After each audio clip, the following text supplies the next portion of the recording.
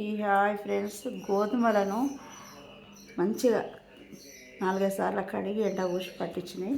ఎంత స్మూత్గా, ఎంత మెత్తగా, ఎంత బాగున్నాయో చూడండి.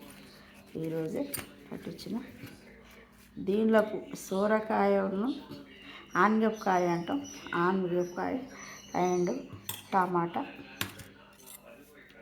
ఇందులోకి సూపర్ ఉంటుంది ఆనగకాయ టమాటా. ఇదొకటి మనం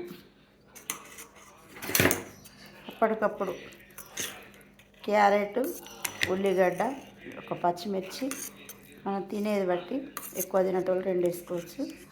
ఇందులో కొంచెం కొత్తిమీర, అది ఒక్క దొండకాయ, ఇట్లా అన్నీ పచ్చివే గల్లుప్పు వేసి ఒక్కసారి గిర్రు అనిపించిన ఉల్లిగడ్డలు తినేసి. ఇది చపాతీలకు సూపర్ ఉంటుంది. ఇందులో కొంచెం ఆయిల్ వేయాలి, కారపొడి,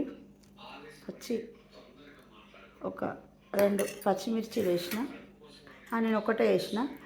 ఇందులో కారపొడి వేసి